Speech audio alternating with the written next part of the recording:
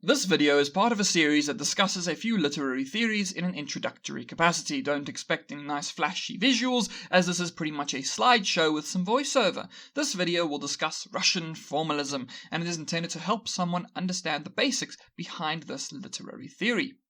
This entire video also only makes use of one reference, the Unisa study guide for the Introduction to Theory of Literature. This video is technically meant to help students doing that module, but it should be educational to anyone who wants to learn little about literary theory. According to the current study guide, all the information on Russian formalism can be found on pages 66 to 82. So, without further ado, let's get to it. Russian formalism is a literary theory that originated in the early 1900s, typically between 1915 and 1920. And if you know anything about that particular time period in Russia, well, then you probably know that it was something of a volatile time for the country. In 1915, it was still World War I, and things weren't exactly looking great under Tsar Nicholas II, the leader at the time. And by 1920, there had been a communist revolution, and Vladimir Lenin was firmly in power. So a rather complicated time to be sitting around at university talking about linguistics, but I suppose you need to do something to pass the time between war and revolution, so why not chat about linguistics? During this particular time, two major groups emerged, namely the Moscow Linguistic Circle and the Society for the Study of Poetic Language. These groups wanted to explore something a little different. They had some ideas about literature, and so they started to discuss and write about those ideas. Some of the major thinkers who emerged from this time were people like Victor Shklovsky, Roman Jakobson, and Boris Eichenbaum, and I probably pronounced some wrong. These theorists started the formalist tradition. You see, we'd often looked at literature through a more romantic lens in the past. We looked at the author themselves and what they contributed and how they saw art, etc., etc. The Russian formalists wanted to change things up a bit, but before we can really talk about that, we should talk about two very simple concepts: form and content. Form is, at its most basic, the physical aspect of a piece of literature, the words themselves, the structure, the composition, etc. The form is the actual book, the actual paragraphs, the actual lines and stanzas, and if you translated this idea to other mediums, form is the animation itself in an animated film, the brushstrokes in a painting, the chords in a song. Form is what makes up the piece of art itself. So what's the content then? It's the meaning. What meaning is produced by the form used? So quite simple, isn't it? The form is the physical, the content is the mental that is produced because of the physical. And whenever you read or watch movie reviews and they talk about how good or bad the story is, that's a focus on content. If they talk about how good or bad the shots are, the acting, the art style, that's the form. Now, which of these two things do you think the Russian formalists focused on? Form or content? Form, that they focused on form. They, unlike the Romantics who came before them, didn't care about what the writer behind the text thought. That didn't matter. They cared about the form. They cared about what the poem or story itself did. How was the language used in that particular piece of literature? They didn't even care about the content, though. Who cares what it's about? Is it beautifully written? Does it use literary techniques that make it unique and distinct? You see, the Russian formalists paid attention to the intrinsic features of a piece of literature. They didn't see the point in anything extrinsic, meaning anything outside the text itself. That means no caring what the author said, no caring about the society in which it was produced, no caring about the socio-economic context that led to it. Only intrinsic features mattered, only what the text itself told us.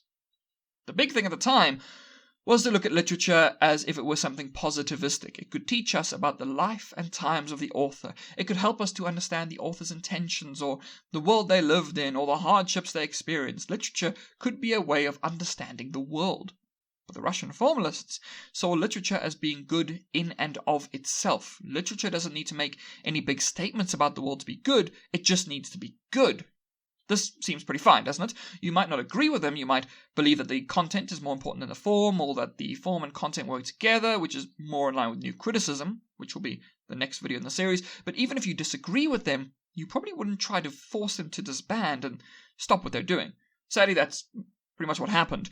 The Russian formalists were forced to break up, and many left the country and did their academic things elsewhere.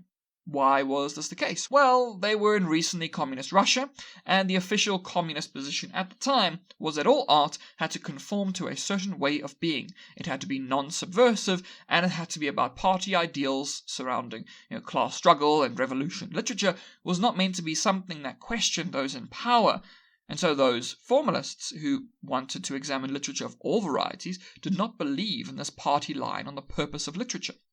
Remember, the formalists didn't care about the context around the text, they only cared about what the text itself said. So the formalists ended much sooner than they probably might have done otherwise. However, they would end up showing up later when it came to the time of the structuralists, but that's a discussion for another time. So that's Russian formalism, or at least that's a very brief discussion of their history and what they believed. But let's look a little more closely at them and their methods. The formalists had two main claims that they wanted to justify. They wanted to show that literature could be entirely distinguished by its intrinsic features alone, and they wanted to develop a science of literature. Because of that second point, they are often seen as the founders of modern literary theory.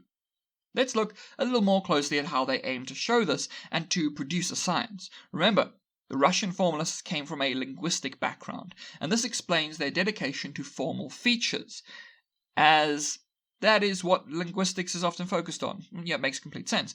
And to achieve this new linguistic-inspired science, they had to come up with a few terms they could use to explain and describe the literary phenomena that they could analyze.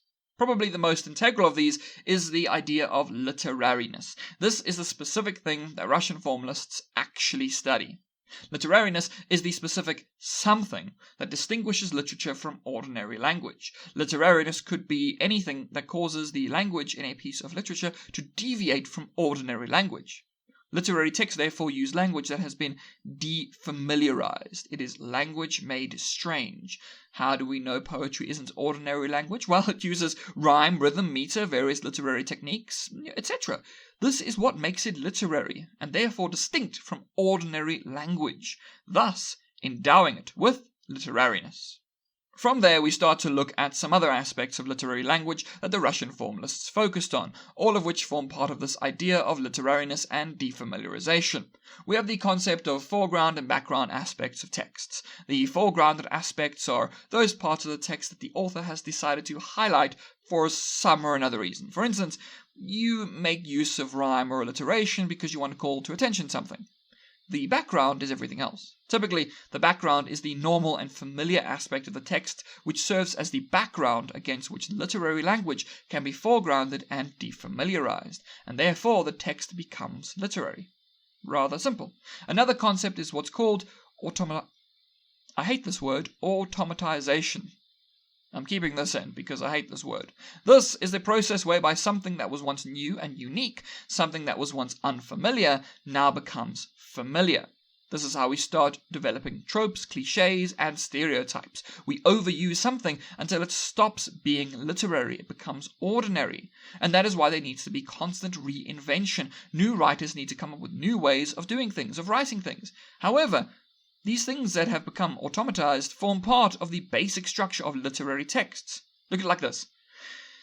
There has to have been an originator of rhyme, right? Some person from prehistory realized that certain words sound like other words, and so they started to rhyme things. Back then, it would have been considered revolutionary. Now it's just normal in all traditional style poetry.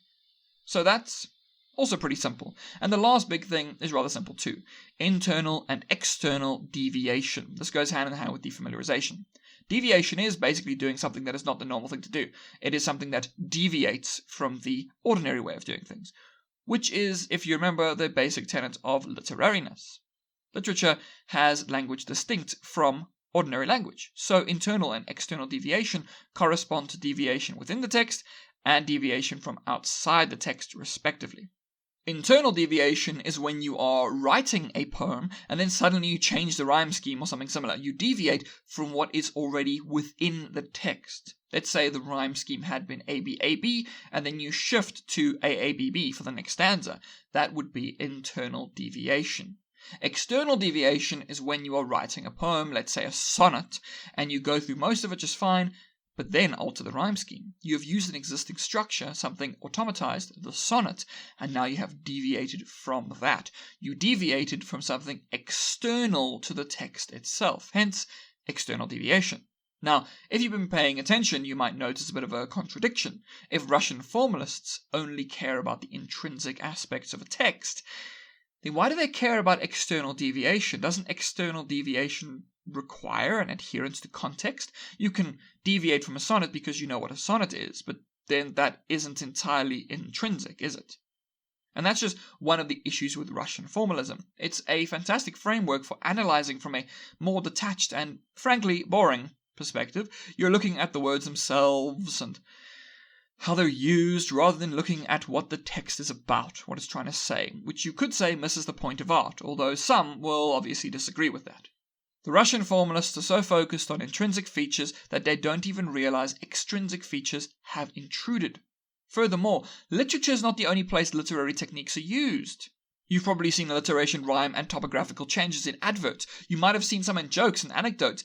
And do you know where else people use literary techniques? In ordinary language. We use flowery language in our day-to-day lives. Maybe not as much as it might be used in, a poem, but we still use it. Imagine flirting without using metaphorical language. What would you even say? And those are some big problems with Russian formalism. It has some great points and some good lessons for analysis. Sometimes you should focus a little more on the form. It can give you a far greater appreciation for the piece of art as a whole. So Russian formalism is ultimately an incomplete theory that doesn't properly take the entirety of a text into account, but at least it has a few lessons for us along the way, and a theory could certainly have done something a lot worse. I mean, just wait till the next video in this series, because New Criticism had some issues. And that's it for the video. I hope that you liked it, and if you did, and you want to learn more things, like, comment, share, subscribe. Mostly the subscribe one, I suppose. Anyway, yes, do those things. And I hope that you have a wonderful day further.